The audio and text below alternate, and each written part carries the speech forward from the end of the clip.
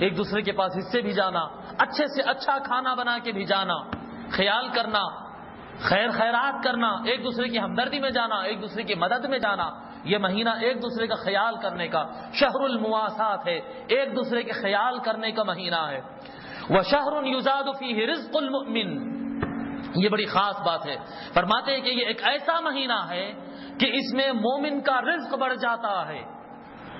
آقا صلی اللہ علیہ وسلم مسلم کا لفظ نہیں فرمائے، مسلم کا رزق بڑھ جاتا ہے۔ اور پھر سرے سے میں بتاؤں، ہمارے پاس تصور رزق ہی غلط ہے۔ ہم رزق کا معنی نہیں سمجھتے، ہم رزق کا معنی یہ سمجھتے ہیں کہ ڈالر ہاتھ میں زیادہ آ جانا، خوب پیسے ہاتھ میں ہوتا، واہ بہت نواز دیا اللہ تعالیٰ نے، یہی سمجھتے ہیں نا۔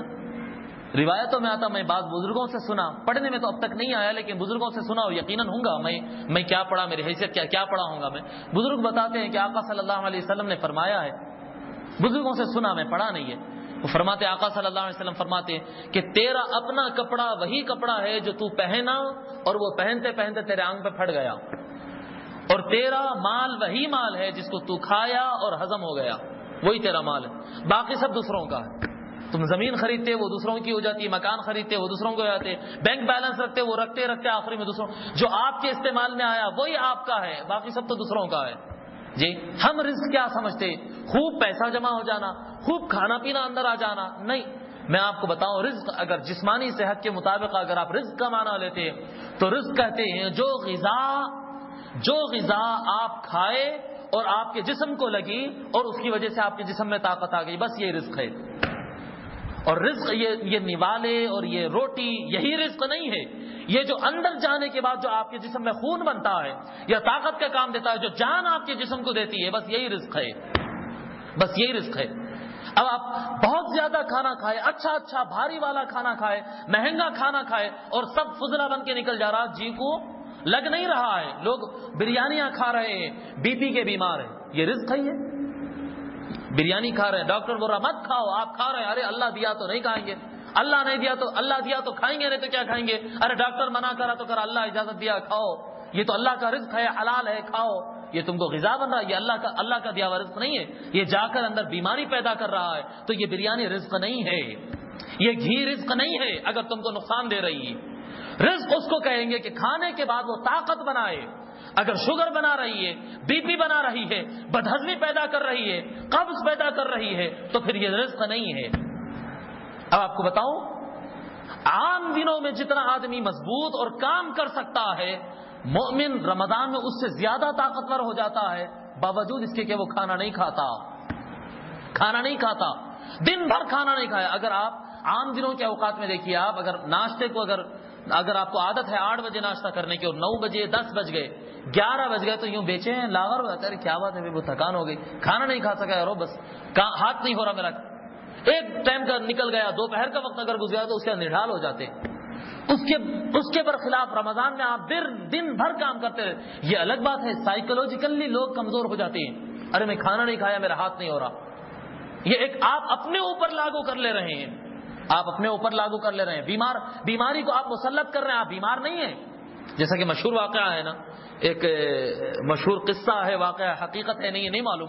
ایک مرتبہ کیا ہوا کرتے، پورے بچے اسٹوڈنٹس مل کے پڑھنا نہیں چاہ رہے تھے، مول صاحب پڑھاتے تھے ان کو مسجد میں، ایک مرتبہ پروگرام بنائے کہ آج پڑھنا نہیں ہے مول صاحب کے پاس، کیا کریں گے، تو پورے مل کے ایک سازش رچے، مول صاحب آ رہے ہیں پڑھانے کے واسطے، تو ایک شاگرد باہر مل گیا راستے میں، وہ آ رہے تھے، مول صاحب ارے کیا بدماش، باہر کیسا، یہ ٹائم تو مسجد میں رہنا تھا، میں پڑھانے آ رہا ہوں۔ نہیں مول صاحب میں تو مسجد کو ہی جا رہا ہوں، مگر آپ کا چہرہ ذرا اترا ہوا دکھ رہا، مول صاحب طبیعت وغیرہ تو ٹھیک ہے، ہاتھ ملا کے، مول صاحب ذرا آپ کے ہاتھ گرم ہے، تھوڑا طبیعت تو نہیں طبیعت، ارے چل کچھ بھی نہیں ہوا میرے کو، چلو مسجد چلو آ رہا ہوں میں، چلو چلتے گئے، تھوڑے فاصلے پہ اور ایک شاگرد ملے، السلام علیکم مول صاحب کیسی طبیعت، آپ کی طبیعت ٹھیک ہے، کیوں کیا ہوا، ارے مول صاحب آپ کے حلقے خالی دکھ رہے ہیں، ذرا سر تھکے ہوئے معلوم ہے، پسینہ بھی زیادہ دکھ رہا ہے، کیا بات، نہیں میاں چلنے سے آیا ہوں گا، نہیں میرے کچھ بھی نہیں۔ تھوڑا اور آگے گئے تو پھر ایک شاگرد ملے، بولنے لگے صاحب آپ کی طبیعت تو ٹھیک ہے، بہت دبلے چہرہ اترا ہوا معلوم دکھ رہا آپ کا، میں تو مدرسے کو جا رہا تھا، مگر آپ کی طبیعت صاحب آپ تھوڑا آرام کر لیجیے۔ ارے نہیں میاں کچھ بھی نہیں، کیا ہے، اب بیچارے فکر میں پڑ گئے، میرے کیا ہوا، میں تو ارے نہیں یار ذرا تھکان ہے، رات میں نیند بھی برابر نہیں ہوئی، ان کو خود ایک یعنی دماغ میں چل گیا، ان کو ہوا کچھ بھی نہیں، 1 سے 4 آدمی پوچھنے کے بعد ان کے دماغ پہ سوار ہو گیا، کہ میں بیمار، ارے ہوں گا یار، وہ سمجھ میں نہیں آ رہا، میں بھی کاموں میں ایسا جنونی ہوں، صحت کا خیال ہی نہیں کرتا ہوں. آ کے بیٹھے پڑھانے کے لیے کتاب کھول کے بیٹھے تو بچے تیز سے سبق شروع کرتے کرتے ایک دم مول صاحب اگر آپ تھکے ہوئے تو مول صاحب کیسے آپ کی طبیعت. ایک دو لائن پڑھا کے انہوں بولے اس کے بعد نہیں بیٹے ایک کام کریں گے کل پڑھ لیں گے سبق، اب ذرا میں تھوڑا طبیعت میری صحیح نہیں دکھ رہی، بہت نڈھال ہے، ذہن منتشر ہے آج، چلو کل پڑھ لیں گے، بس بند کرو اب جاؤ کروں گے سلام. کامیاب. یہ کیا ہوا؟ یہ کیا وہ شخص بیمار تھا؟ یہ مشہور قصہ ہے. یہ سازش جو رچتے نفسیاتی طور پر آدمی کو جو بیمار کر دیا جاتا ہے. بار بار کسی آدمی سے کہا جائے انٹرویو کے لیے کوئی آدمی جا رہا ہے، ارے آپ نہیں دے سکتے انٹرویو، ارے بہت ٹف رہتا ہے یارو، بہت ٹف رہتا ہے یارو، آپ کی تو اسٹڈی اتنی ہے، ارے نہیں آپ کی پرسنالٹی ویسی نہیں ہے، ارے آپ کا فیس اسٹائل ویسا نہیں ہے، ارے آپ کی انفلوئنس ہی ویسی نہیں ہے یار، آپ نہیں فیس کر پائیں گے. ایک سے 4-5 آدمی اگر اس کو بول دیں گے تو وہ یقیناً پاس ہونے والا آدمی بھی جا کر فیل ہو جاتا ہے. وہاں پر اس کے ذہن پہ سوار ہو جاتا ہے کہ میں نہیں کر سکتا ہوں. رمضان میں ہوتا یہ ہے جو آدمی یہ تصور کر لیتا ہے ارے بھائی میں کھانا نہیں کھایا، ارے بھائی میں کھانا نہیں کھایا. میں آپ کو حقیقی واقعہ سناتا ہوں. میرے والد صاحب قطر میں ایک شیخ کی مسجد میں نماز پڑھاتے تھے جو اب اس وقت قطر کا بادشاہ ہے، شیخ حمد آل ثانی. رائل فیملی جو ہے، بادشاہ جو اس وقت ہے وہ اس وقت ولی العہد تھا، بادشاہ کا بیٹا تھا. وہ اس کی مسجد میں والد صاحب نماز پڑھاتے تھے.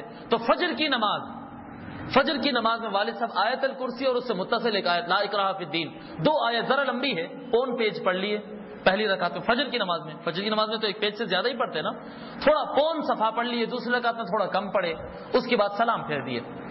جب نماز ختم ہوئی باہر نکلنے لگے تو وہ بولتے شیخ حبیب طولت علینا صائمین. وہ شیخ صاحب بولتے ہیں کہ شیخ حبیب آپ تو نماز بہت لمبی کر دی ہے. تو والد صاحب بولے فجر ہے نا، تو بولے نا صائمین، ہم روزہ ہے نا، اتنا کہاں برداشت کر سکتے. ان کے دماغ پہ روزہ سوار ہے، حالانکہ فجر کو اور سحری میں کتنا ٹائم ہوا ہوگا؟ نہیں. ابھی کھانا کھا کے دسترخوان پہ سے اٹھ کے مسجد کو آیا اور بول رہا ہے کہ ہم تو روزہ ہے، اتنا زیادہ نہیں ٹھہر سکتے. ہوا کیا پیٹ خالی تھا؟ پیٹ خالی نہیں تھا، جسم میں کمزوری نہیں تھی، صرف میں روزہ ہوں، میں کھانا نہیں کھایا، یہ جو سوچ لیا یہ انسان کو کمزور کر دیتا ہے. یہ سائیکولوجیکلی، یہ جو ہم دن میں صبح میں دیر تک سو جاتے. اب آپ بتائیے کتنے آدمی ہوں گے جو یا 9 بجے سے پہلے یا 10 بجے سے پہلے سوتے؟ کتنے بوڑھے ایسے ہوں گے جو 10 بجے سے پہلے سوتے؟ کتنے نوجوان ایسے ہوں گے جو 10 بجے سے پہلے سوتے؟ نہیں، کوئی آدمی سوتا ہے 11-12 بجے سے پہلے. عام طور پہ بتا رہا ہوں، اسکول کے بچوں کو چھوڑ کر ہر آدمی آج 11 بجے 12 بجے سونا تو ایک عام عادت بن گئی ہے. اس کے بعد رمضان میں تراویح کتنے بجے تک ہوتی؟ 8:30 بجے اگر عشاء ہو جائے تو میں سمجھتا ہوں 10:30 بجے تک تراویح وراویح سب پڑھ کے باہر نکل جاتے. اس کے بعد دن میں صبح میں 10 بجے تک سو رہے ہیں، 11 بجے تک سو رہے ہیں. کیا بولے تو روزہ ہے. کہاں کا روزہ کمزور نہیں کرا.